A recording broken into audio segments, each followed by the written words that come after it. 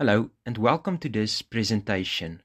I want to begin by sketching a roadmap for us of what is to follow. I will begin with a few comments on the title of my presentation, followed by answering the question, can a narrative like Hellboy or any other comic book, graphic novel or superhero story contribute to our thinking about the meaning of life? Spoiler alert, I think they can. Otherwise this presentation would have been much shorter. After these short introductory comments, I will share a bit of myself, my love of stories, and how this passion led me to the presentation's topic. Comments on the element of logotherapy will follow this, which I will use to read or interpret Hellboy. Finally, a tentative reading of Hellboy's story will be presented. As the title clarifies, I consider the Hellboy narrative to belong to the current popular culture. However, this view is certainly not universal and is not meant to apply to all cultures. If, for instance, someone lived in a remote small town and had never heard of Hellboy, the film or graphic novels, they would certainly not see it as belonging to their frame of reference when thinking about popular culture. So when I place Hellboy under this umbrella term, I take it as belonging to the current popularity of superhero films, comics, and narratives. Comic books and graphic novels, terms I will be using interchangeably, have become more and more popular among a large number of readers. Commonly, readers of comic books are stereotyped as socially awkward, nerdy, and sometimes intellectual loners, mostly teenage male readers. But this is not the case anymore. In recent years, the characters populating comic book pages have moved over into the realm of academia.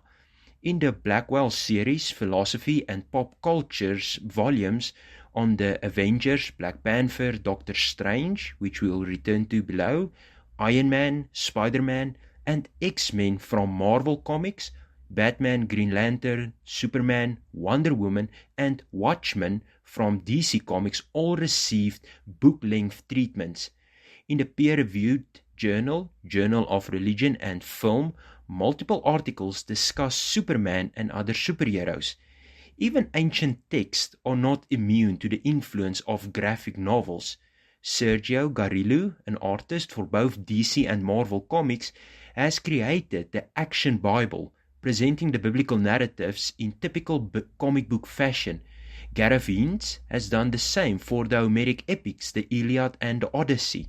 Thus, it makes sense that Hellboy, who started his book life in 1949 in a short black and white comic strip, can be regarded as part of popular culture. And I think this is an adequate way of thinking of Hellboy. To understand why reading is placed between quotations, the manifestations of the graphic novels of Mike Mignola, creator of Hellboy, need to be highlighted. This will also enable us to set boundaries on which of the Hellboy narratives we will focus. As noted, Hellboy began life in 1994, in a short black and white comic strip. As time progressed, Mignola expanded on this short strip so that there are multiple omnibus volumes of Hellboy and a spin-off series of the so-called Hellboy Monsterverse. In addition to the graphic novels, 3 live-action and 2 animated films have been released, and a 4th live-action film is set for later this year. I am excited. These graphic novels and films cannot compare to the size of the Marvel and DC comic book and cinematic universe. Still, it would be unattainable to work with all the source materials of Hellboy. So, for this presentation, I will focus primarily on the graphic novel Hellboy, Seed of Destruction, Omnibus 1, published in 2018 by Dark Horse Comics, and the 2004 live-action film Hellboy, directed by Del Toro, with sparse references to the 2018 Hellboy, directed by Neil Marshall. This is why I place reading between quotations, because reading a graphic novel is different than reading a non-graphic novel. Graphic novels have dialogue and words like other novels, but there are also panels, coloring, and images to consider when reading. The same holds for film. While we watch film, we also read them as we watch. So we will be reading graphic novels and films together. The Blackwell Philosophy and Popular Culture series starts with the same disclaimer on the cover, and I should probably also note it here. In this series, the editors note that the views expressed in these books on the interpretation and the narratives have not been approved, licensed, or sponsored by the creators of any of the characters discussed.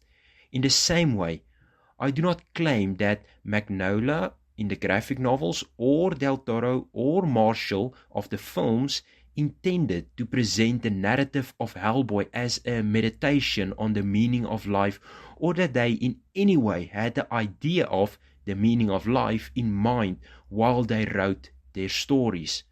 On one level, the Hellboy narratives are fun to watch and read. There are influences of mythology, horror, and even detective fiction in one story, and top it off with exciting monster fight scenes, and you have a winning recipe for great fun to read and watch. At the same time, Magnolia, in a 2004 interview, noted that he addresses the question of free will in his narrative, a topic we will return to below. With this said, and before diving in, an answer to the question, can these type of narratives, graphic novels and superhero films contribute to our thinking about the meaning of life and, more specifically, to logotherapy discussions?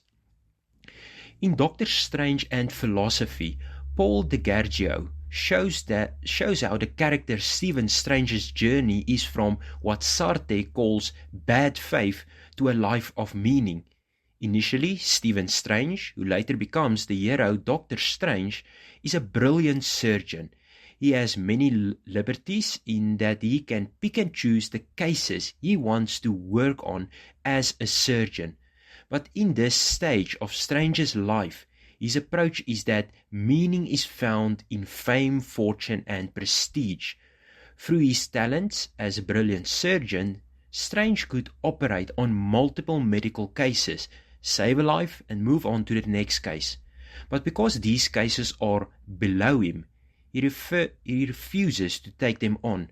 According to DeGargio, Stephen Strange plays the part of a physician and member of the scientific community aiming to better human life. Still, he does not live according to the values associated with these roles. In the end, after a crisis, expanding his understanding of what is meaningful in life, Doctor Strange is willing to sacrifice himself for the world because he realizes that only he has the ability to do this. This is his unique calling. He uses his talents not for himself, but for the betterment of others. Freely, Strange chooses to be locked in a continuous loop in fighting the evil entity Dormammu. Still, he does this happily because he finds meaning and value in the powerful choice of standing against evil and choosing to stand for life. This is one example of existential philosophical ideas used to read the narrative of Doctor Strange, but certainly not the only one. So yes, I think there is great value in reading a narrative like Hellboy through the same lens. But first, something of myself. From an early age, I loved stories. I remember how my mother always read stories in the Afrikaans magazine Huisgenoot about a goofy witch, a horse, and a cat in a bow tie to us. Later, my grandmother read narratives based on Aesop's fables to me. My brother and I visited them over a school holiday, and she read so many stories that her voice was gone the next day. With the publication of the first installments of the Harry Potter series, my mother read these to me and my brother each night before bed or when we were on family road trips. These are cherished memories for me and have cultivated in me a love for reading and good stories. When I could start reading for myself, I started collecting storybooks and reading at every opportunity. As time progressed and my reading skills developed, I expanded my library to include more than just storybooks. I started reading on every topic I could get my hands on. A joyful outing for me, and still is, to go to the library, browse the books, and take out different books to read. Naturally, my favorite books fell into the genre of the title to be discussed later: horror, fantasy, and science fiction. Because of this love of reading, I have never walked past any bookstore without a glance at what they have on special to buy and read. In this way, I found Frankel's Man's Search for Meaning. When I saw it, I remembered that one of the many books I read, an author spoke of this book and how influential and essential it was to read. The words 12 million copies sold on the book's cover confirmed it for me. I bought it and went home. This was around 2008. I started reading Frankel's account, but could not get very far into this book. Not because it was difficult. We can agree that the book's straightforwardness contributes to its popularity. It is not a difficult book to understand. Instead, after reading about the first brutality suffered by Frankel, I was spent, physically and mentally. I was tired. I felt that I would return to this powerful book somewhere in the future, but not now. While I did not engage with Man's Search for Meaning till I enrolled in the Optimal Living course, the topic of the meaning of life stuck with me from the day that I purchased this book. And so I bought another small book with the same topic, Terry Ingleton's The Meaning of Life, a very short introduction. Now this one I read through in a single sitting, and Ingleton's approach was gripping. Ingleton used Douglas Adams' Hitchhiker's Guide to the Galaxy to address the question of the meaning of life. Essentially, this argument came down to the following. Asking what is the meaning of life is like asking what is the smell of a triangle. The question is phrased incorrectly, not because life does not have meaning, but because the answer will differ from place to place, generation to generation, person to person, and even from time to time. Knowing that presenting philosophical arguments would not speak to a general readership, Ingleton continues to illustrate his point with the narrative of the supercomputer Deep Thought in Adams' Hitchhiker's Guide to the Galaxy. This supercomputer was meant to provide, and this comes from Adams' own work, The Hitchhiker's Guide to the Galaxy, it was meant to provide the answer to the ultimate question of life, the universe, and everything. After 7.5 million years of calculation, the populace that constructed this marvelous machine gathered around for the answer. They celebrate, jump up and down, and think a profound answer will be revealed. Deep Thought comes up, and the programmers ask if Deep Thought has an answer. Yes, comes the reply. And what is the answer to the ultimate question of life, the universe, and everything? Deep Thought replies, 42. An anticlimax, if there ever was one. But then the more critical part. Deep Thought replies with the answer and comments, you may have the answer, and as a machine I can provide the answer, but more important is the question that goes with the answer. It would be best if you had something more complex than a machine to find the question you must reply to. This something more complex refers to humanity. It is not difficult for any who have read Frankel's Man's Search for Meaning to hear the echoes of his words. Quoting from the book, it did not really matter what we expected from life, but rather what life expects from us. We need to stop asking about the meaning of life and instead to think of ourselves as those who were being questioned by life, daily and hourly. Our answer must consist not of talk and meditation, but in right action and in right conduct. Life ultimately means taking the responsibility to find the right answer to its problems and to fulfill the task which is constantly set for each individually. These tasks, and therefore the meaning of life, differ from man to man and from moment to moment. Thus, it is impossible to define the meaning of life in a general way. When I read Engleton's book, I had not fully read Frankel's account, which frustrated me. Not because I did not understand what Engleton was saying, it spoke to me and I grasped it. Instead, I was frustrated because I could not phrase this clearly for others to grasp. I had a continuing and burning feeling that this was something that I wanted to and needed to relate to others. This feeling of unrest in me that I needed to convey what I read and discovered here, a different, more open and broad way of thinking about the meaning of life, ultimately drove me to search for courses on the meaning of life. Call it chance, which I do not think it was, or destiny, possibly closer, which led me to the Viktor Frankl Institute of South Africa, or whatever. But the moment I read what logotherapy was about, I knew deep down, this is it. I enrolled and completed both the Optimal Living and Basic Training course, intending to continue with the rest soon. These courses gave me new and valuable insight into myself and life in general. But if I had to summarize in a single thought what is most valuable, it would be the following. Logotherapy has given me the words, language and concepts to phrase my thoughts on the topic, the meaning of life, more coherent and clearly than any other philosophical or psychological argument. It has provided me with a lens through which to view life, the good and the bad, and to integrate the good and the bad into a coherent, meaningful picture. In short, my love of stories has led me to engage with questions about the meaning of life and logotherapy and why I used it to read narratives that I love to read, narratives like Hellboy. Of all the aspects of logotherapy, I find the idea of taking responsibility for answering the question posed to each of us by life most intriguing.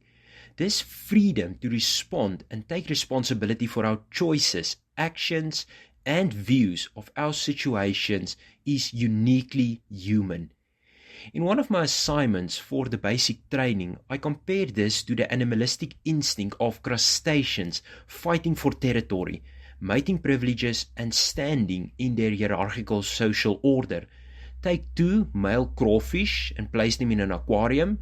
Their animal instinct will drive them to fight to establish dominance over one another. This does not make the crawfish evil or violent. It is their evolutionary nature. We are not crawfish. We are human. Take a group of humans, place them in a death camp with the intent to destroy their humanity, to unmake them as human beings, and see what happens. We have a testimony of what happens. Yes, some do not respond responsibly to their situation. They take liberty and treat their fellow human beings as a means to an end, as a way to establish themselves in better positions. But there are also testimonies of great kindness and compassion, and those taking on the responsibility of freedom to answer the calling, the questioning of life. Before reading Hellboy, I would like to restate the quote from Man's Search for Meaning we read earlier. It did not really matter what we expected from life, but rather what life expected from us. We need to stop asking about the meaning of life and instead to think of ourselves as those who are being questioned by life, daily and hourly. Our answer must consist not in talk and meditation, but in right action and in right conduct.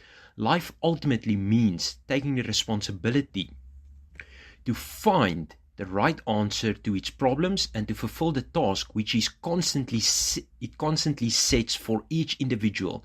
These tasks, and therefore the meaning of life, differ from man to man and from moment to moment. Thus, it is impossible to define the meaning of life in a general way. Let us read Hellboy. In the graphic novels and film adaptation, the origins of Hellboy in this world are the same. Hellboy came onto the earthly plane near the end of World War II on December 23rd, somewhere in England. Here I find the first parallel between Hellboy and logotherapy. While Frankl conceived the basics of logotherapy before being interned in the death camps, the depth and impact of this therapeutic approach gained credibility against the background of his anguish in Auschwitz. The last half of the book, without the first, would be far less effective, notes Harold Kushner in the preface to my edition. These death camps grew out of an ideology aiming to take away the humanity of a people. The aim was not only the death of the captives, but to destroy their will to live. As noted, the guards wanted to unmake Frankl and his fellow prisoners humanness. Numerous examples of this can be found in Man's Search for Meaning. Consider the finger game, where a guard nonchalantly points left, then right, left, and so determines who lives and who dies. The only way that one human can treat other humans in such a callous way is by seeing these prisoners as less than human. Or, when Frankl's work regiment dug in frigid temperatures, a guard stood watching him. At one stage, the guard calls out that he will finish off Frankl, who, in his words, has probably not worked a single day in his life. This is after a full day of labor. Again, the dark irony of this is not lost on readers. This guard regards Frankl and the other prisoners as less than human, so he does not have to treat them with any humanity. It is in such dehumanizing circumstances that logotherapy has its origin and rises above these dehumanizing circumstances. Like many other hero stories, Hellboy is linked directly to the dehumanizing ideology. Rasputin joined Hitler's occult group, and this is now how it is told in the narrative of Hellboy. Rasputin joins Hitler's occult group, and they initiate a project called Ragnarok.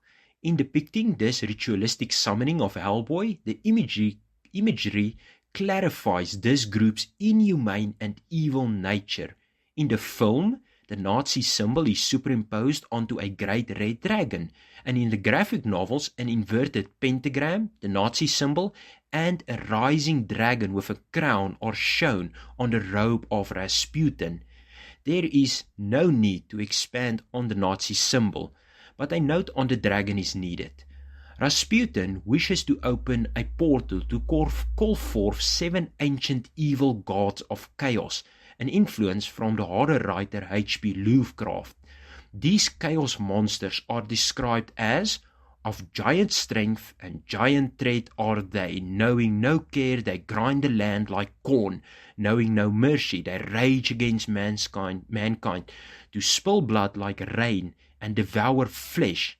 Let they 7 now rise from the abyss, away be cast all chains, freedom is to them, power is to them. The image of the dragon echoes the Christian Testament or the New Testament book Revelation, where a great red dragon is cast from heaven. This dragon is called in Revelation the devil or Satan who leads the world astray. On earth, standing on the seashore, the sea, a typical image of chaos, a beast rises from the sea. The dragon then gives his power and authority to this beast. In the same way, Rasputin takes on the role of the dragon. He not only embodies evil, the devil or Satan, but he is also a deceiver. While the Nazis in the novel think he is working for them and will produce a miracle for them, he aims to destroy their so-called 1,000-year Reich, also with the rest of humanity, to establish an inhumane kingdom of chaos and death. Hellboy is the result of this twisted ritual, and Mignola noted in an interview that he never intended Hellboy to be the beast of the apocalypse, it just happened. The importance of this origin story of Hellboy becomes apparent in his first encounter with Rasputin. After some fun adventures where Hellboy smashes a frog monster, he heard Rasputin speak to him.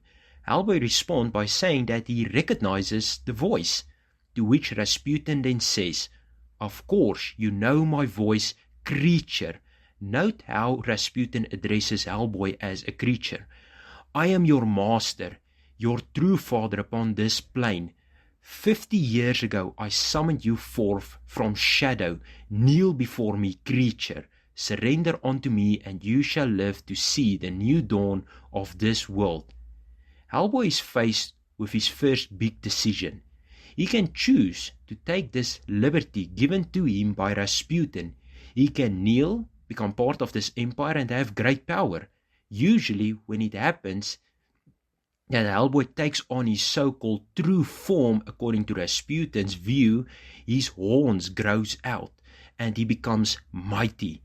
But Hellboy, in a move that becomes typical of him, reacts in freedom and follows his free will. He turns down the offer and chooses to fight evil. Most of the time, this leads to extreme hardships.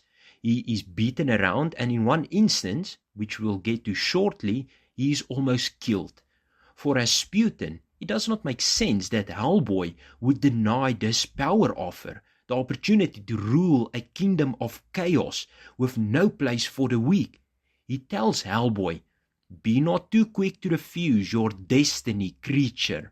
I alone know the secret you have sought so long," meaning Hellboy that searches for his true name and his destiny, "whence you came and why. So think a while, creature. Consider the role you were summoned to play." For him, for Rasputin, Hellboy has no freedom. Hellboy has one path that he can walk and no freedom to choose how to live his life. Hellboy was born a demon, he was summoned to bring about destruction, and Rasputin will tell him what this means in his life. Rasputin is not the only one who sees this as Hellboy's destiny. Most of the inhumane antagonists of our hero sees his destiny as bringing about death, chaos, and the destruction of humanity. In the climax of the story, Waking the Devil, Hellboy faces off against an Iron Maiden. This steel coffin torture device was brought to life by Rasputin by literally sacrificing one of his loyal followers. This highlights Rasputin's view of human life. Other humans are a means to an end. They are objects for him to use and abuse to further his ambition. As Hellboy faces off against this Iron Maiden, she tells him that he cannot escape his destiny, that he has no freedom to choose how to live, and that he should accept who they tell him he should be, a creature meant to bring the death and destruction to the world. I will read for you the dialogue in these panels. Excuse the harsh language that Hellboy uses here, but I do think it's important to note how Hellboy responds very harsh at some points in this part. The panels then read, Hellboy, where am I? Voice from the dark. Behold the pit, and the beast shall come forth out of the pit, to break the heavens and loose the dragon to burn the world. Then shall be heard singing and joyous sounds out of all the dark places, out of the peoples of the past. Hellboy, who are you? Voice from the dark. Does the darkness have a tongue and a voice and a name for its calling, followed by names of some of the gods of chaos? It is chaos that is speaking to you. For this moment you were born. Hellboy, you've got the wrong guy. Voice in the dark. Now become yourself. The Baba Yaga, the beast, evil entity number 1, as foretold in prophecy. And yet, watch him. Note the uncertainty as they start to see and hear Hellboy's responses. Voice in the dark. Anung Un Rama, Hellboy's true name. Loose the dragon, for this is the end of days. Hellboy, what? Voice in the dark. You were born into the world for this purpose only. Deliver the world back into chaos. Wake your devil heart. Hellboy, no. Voice in the dark. Set upon your brow that crown of fire. Your coming of age is the death knell of men. Hellboy, no. Voice in the dark. You know this is true. You have always known. Hellboy, no. Evil entity number 1. No. Voice in the dark. And knowing what you know, still you might deny this truth one last time, and that will be your instant death. Or become yourself. Take that key you hold in your right hand and open the pit. You have only these 2 choices. Hellboy, oh yeah? Screw you. I choose door number 3. It's my goddamn life. I'll do what I want with it. You don't like it? Kill me if you can. The Baba Yaga. Impossible. Evil entity number 1. Born of human in hell, reborn of human destiny, design on earth. Evil entity number 2. And now finally, he gives birth to himself? Hellboy, yeah. I tried my best to convey the feeling of these panels in the graphic novels, but honestly, one has to see it to experience it. It would be best if you read the dialogue with the images, because as Hellboy sinks, his horns, which he files down, grows. Between them, fire and a burning crown appears. Interestingly, the longer these horns grow, the less human he looks. In the 2018 film, this is made quite clear. Just before Hellboy's horns grow, his earthly father, Professor Broom, is killed. Hellboy cries out in anguish, but it is an actual human cry one hears. After taking the sword and becoming the beast, this anguished cry is replaced by a feral, animalistic snarl. But as always, and as the graphic novels makes Hellboy say, he chooses freely to walk the more humane path.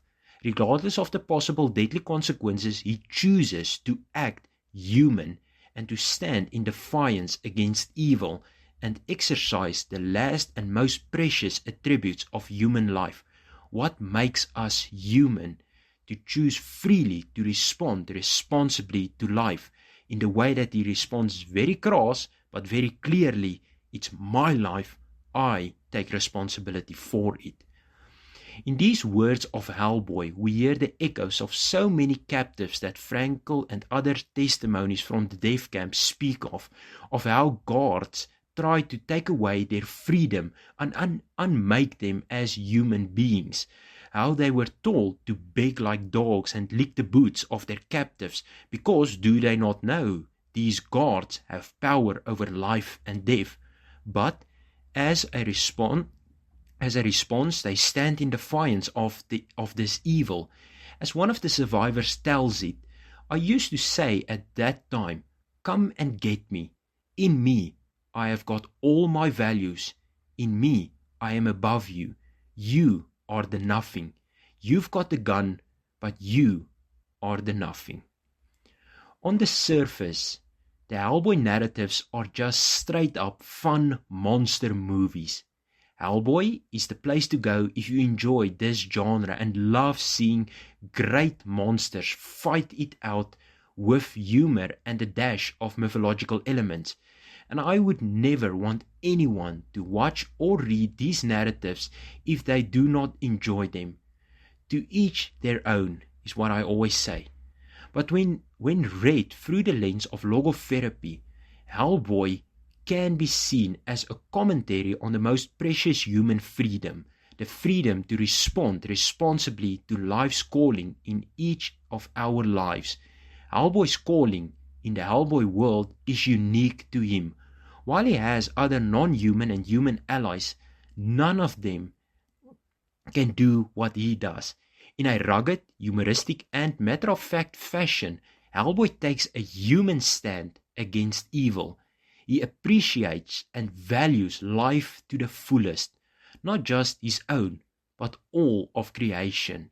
He is willing to take a beating in one of the films when trying to save some kittens, to lose a monster he is chasing and instead save the life of a fellow agent. And even if it cost him his life, he will not choose the easy path of death, chaos, and personal glory over the life of other humans. I end by noting a theme that runs through the film of Del Toro's 2004 Hellboy. In the beginning, Professor Broom asked the question, what is it that makes a man a man?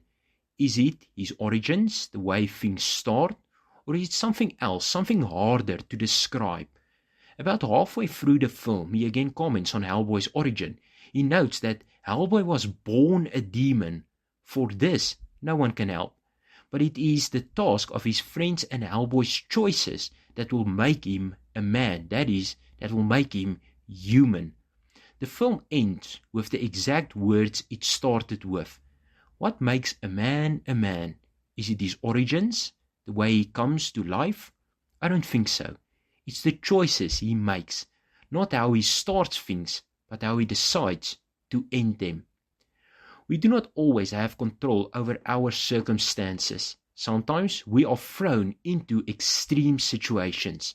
Each person has their struggles and their callings to listen to, but we all can choose to respond responsibly to these callings. Thank you for listening and providing this broad space where I could share these preliminary thoughts with you all. Thank you.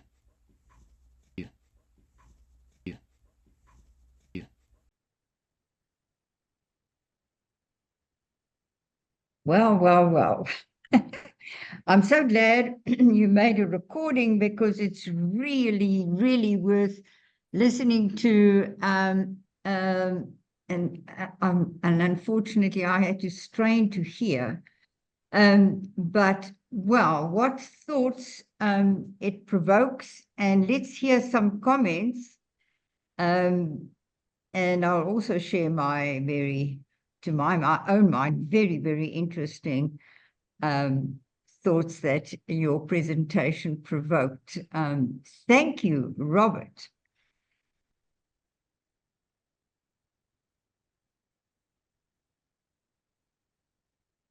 I think I'd just like to start with this, that the most fascinating aspect of your entire presentation, Robert, was that little boy's mind that was so provoked and stimulated and opened up to such a vast array of different stories and perceptions, narratives that you know, it's almost like you couldn't get enough in spreading your reading, and especially what was most significant of that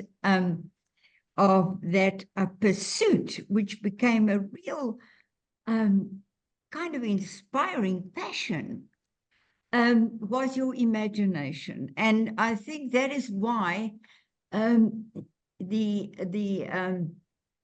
kind of depictions of questions that we all ask and issues we all consider in terms of this Hellboy and graphic portrayals like that, especially in terms of science fiction and going beyond the borders of the ordinary into the extraordinary of one's imagination. It really stretches it to the, well, there is no limit to it. Actually, there is no limit to it. And what actually becomes responsibility in the end, a real clarified call in this vast search through imaginations and possibilities and stories. What comes through as a clear call in the end is exactly the setting down of boundaries. bringing it all into a particular focus, which can only be, if you think about it, it can only be on this individual response, because everything else in trying to explore and understand everything, and using logotherapeutic language, what Frankel said, don't ask what is the meaning of life. It's vast. It's beyond human comprehension. And he said, for example, to the divine, to God, you can only pray. You cannot define him, you cannot explain him. It doesn't matter how far you venture into trying to give an answer to everything, you will not find it. The answer is in answerability, in how you respond to a call that is so beyond human imagination in terms of magnificence, that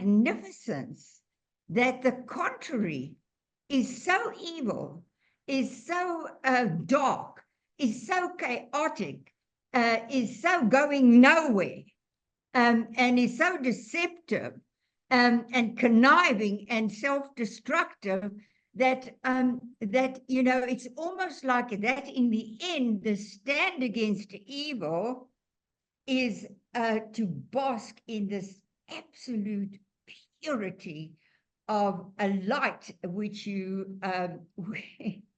which actually you cannot stand in that light without being destroyed by its glory. That's how great it is. You just have to absorb the call that comes to you and respond. But this is in the utter opposite direction of evil. It's in the utter direction of a goodness, of a beauty, of a harmony, of a magnificence that is beyond knowing. So, wow, I find it all extremely provocative, in terms of making us realize even more deeply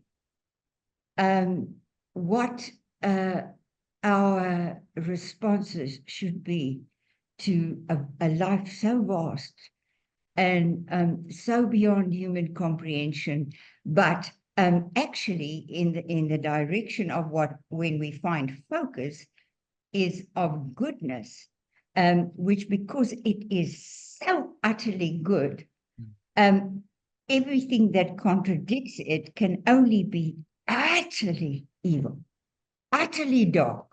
So these are just my thoughts. I'm so provoked, and I'm so fascinated, and I'm so grateful for your presentation. But how about some thoughts in this direction, that the only answer lies in answerability to something beyond our comprehension, but which we long for with everything that we are. I've got some more thoughts to share, but I don't want to take up the time. Please, let's hear some other comments.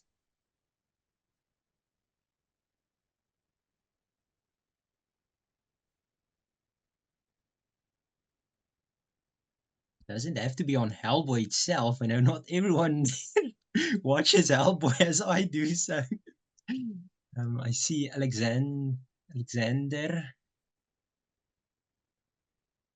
Hi, Robert. Thanks for that. It was quite an interesting presentation. I think also one of the things that there's sort of a golden thread that goes through the whole Hellboy stories, and that he had to actually find purpose in what he was supposed to do. I think that's also like for everyone in for everything in your life, there's a purpose in everything, and your life sort of the journey that you go through is finding that purpose. And I think that's the same with the Hellboy story also. He had to go through everything to find his purpose in the end. Indeed. One of the elements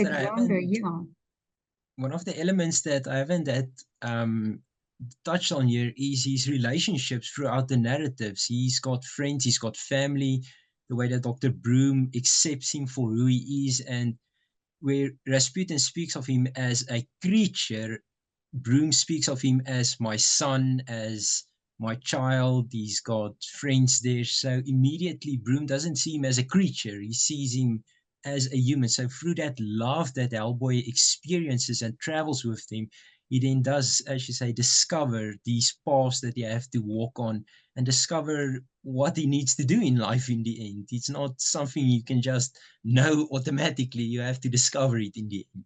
Wow, isn't that great? And Alexander, if I can just comment on that, because this is actually, like you said, that golden path, that sharp ray of light, that it's whether it's purposeful. Look at the darkness and of all those creatures that are so threatening. It's chaos.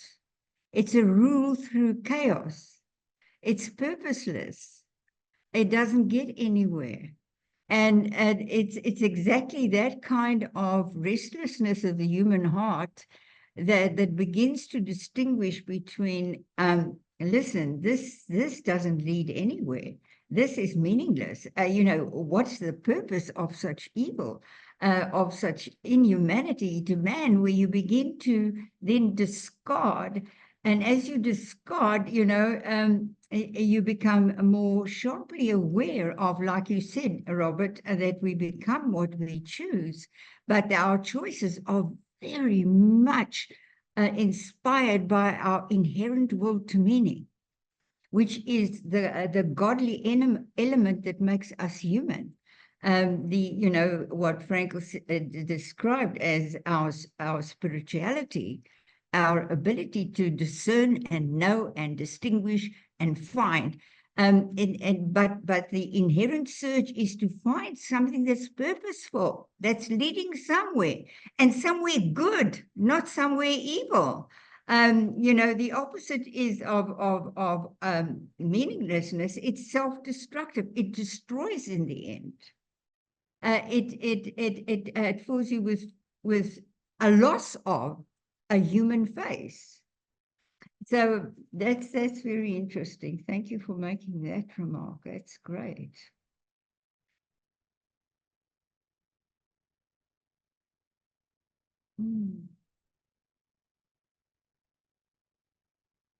What about the which also so interesting to explore in terms of logotherapy, that where you said the instinctual life. What is it? And you said, it's not as if animals that instinctively defend and attack. What are they defending and attacking? It's survival, isn't it? It's life. It's life. Whereas with the animal, it's instinctive survival, self-survival of the species. What is it in human nature that then becomes a task, given as a task that we should realize the preciousness of life, and which does something completely different from self-survival, from and look at what happens in the world when there is this question of survival through dominance. It's the wars we're seeing. It's what we're facing here in Israel. This is such an upsurge of evil to try and blot out and destroy who we are. And in the process, something so magnificent is happening here among us, and as it should be in us, that it provokes what Frankl calls the defiant power of the human spirit. No, and no to evil. Wow, so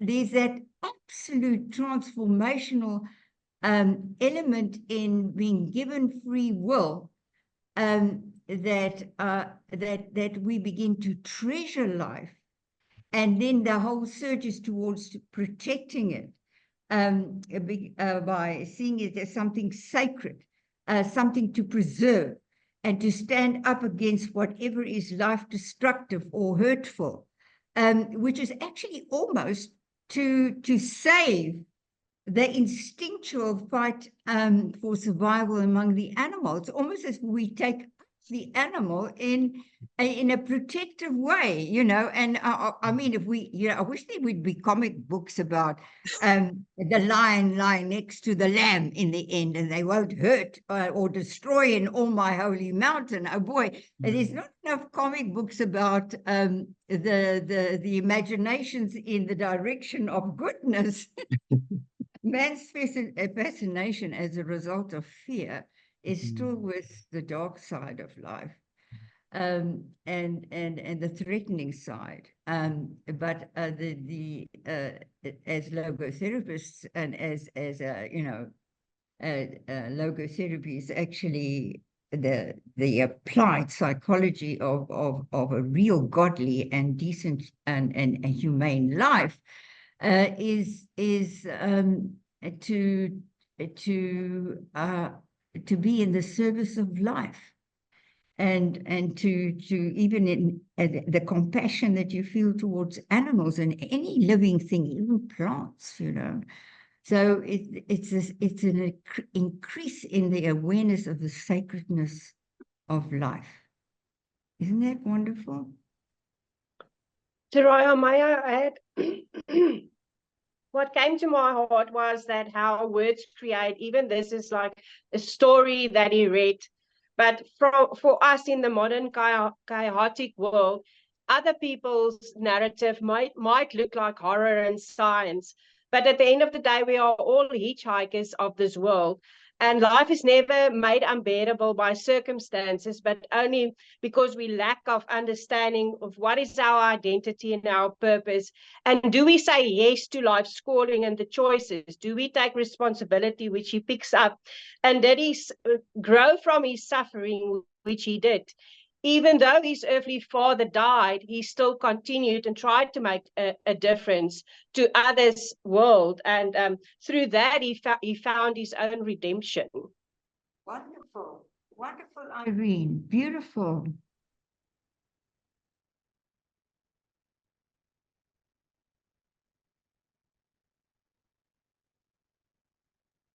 Can I add something more here, if I may? So Please. I've always got a book that when I see something great that I read, and I was trying to quickly find it there, and I found it. So it's from Jordan Peterson, and he had this famous quote, and he's also he's on very a lot of times he's quoted Farrakhan quite widely. So he's got this one quote that he says that you are by no means only what you already know. You are also all that which you could know if you only would. Thus, you should never sacrifice what you could be for what you are. You should never give up the better that resides within for the security you already have. So I think that's so quite to the story that you told now. It's close to that also. Wow, fantastic. To me, this is the most exciting thing, and don't you find it very exciting that the truth emerges everywhere from within so many astoundingly varied contexts. But you know, it's you know, it makes one aware of the fact that the truth is, you know, people experience it, they look for it, they find it, they elaborate on it. You hear logotherapy all over the place, don't you? Wonderful. Oh, that was so great. Teria, I just want to say hello to everybody from a very hot Germany. And sorry that I came late, and lovely to see all of you. And Robert, I just want to congratulate you. Absolutely wonderful presentation. I really, really enjoyed that very much. And there's just something that I want to, I don't know if this is a contribution, but I'm very much in the studies of religion and anthropology side. And there's something about the aesthetics of the ugly. So in terms of that, something that we perceive as very ugly, for example, let's say some devious behavior or devious person looking devious, or even if you think about the sores that people have in leprosy or whatever, that is actually contradictory to our understanding of what beauty is.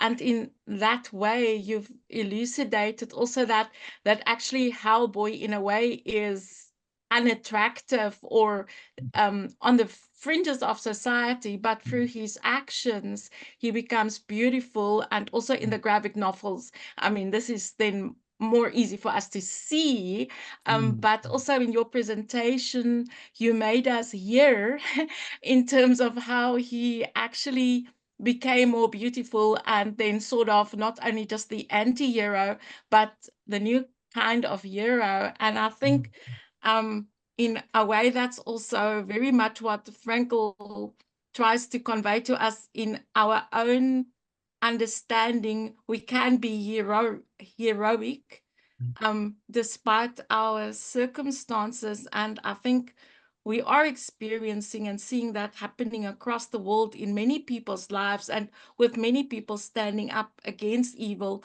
and also people whom we might maybe not have thought would have done that, like in Hellboy, where it is not exactly what we've expected him to do if we followed the normal trajectory. So that people can surprise you, and also surprise you very meaningfully, positively, and contribute. And contributions to the good can come also from a place which one could maybe call evil, but evil can be changed or addressed, that it can, that there is also meaning in evil. And I think that is the sad part. If we suffer and we can see meaning, it becomes more bearable. But if our suffering is completely meaningless, then of course it becomes unbearable. Thank you so much. Thank you so much. Thank you. I just need to comment on that, and I think then we should perhaps think of saying goodbye to each other. What you are bringing out is the beauty of transformation, of what seemingly look bad. But what is the seemingly look bad is, also in Hellboy, a falling victim to, being defaced by, being dehumanized, being made out to look ugly. And through the hurt, one also feels as if you've lost your beauty and your worth. And it's the compassion for those who've been victimized and have fallen trapped to that which disfigures their lives, that our compassion, the compassion of redemption, and the transformative process that the healing of love and acceptance and beauty and goodness and what is good in the world does. Like Frankel said, the healing through meaning. Evil is never meaningful. Suffering in itself is something to overcome. But those who fall victim to and are made out to be ugly or rejectionable, to reach out in a redemptive love towards those and to see their faces change into something beautiful, that is what evil is there for, to contrast what should never be. What Frankel said, what ought, suffering makes us aware of what ought not to be. So there's never a glorification of evil and accepting it as good also. It's actually a sharper distinction between what ought not to be and what ought to be, and what we are to become. Because essentially we are not evil, but we've been given the gift to overcome evil. So that is just something to deeply contemplate, and what you've brought out, the beauty of redemption. Okay. You can still go on talking, but unfortunately, I'll have to go now and excuse myself. Okay. That was great, Robert. Thank you so much. Thank you so much.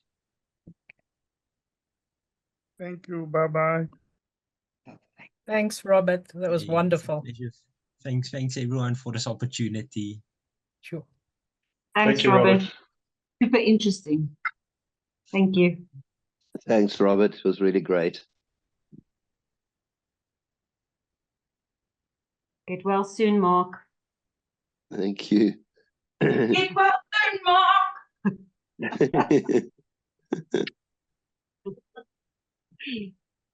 Bye-bye, everybody.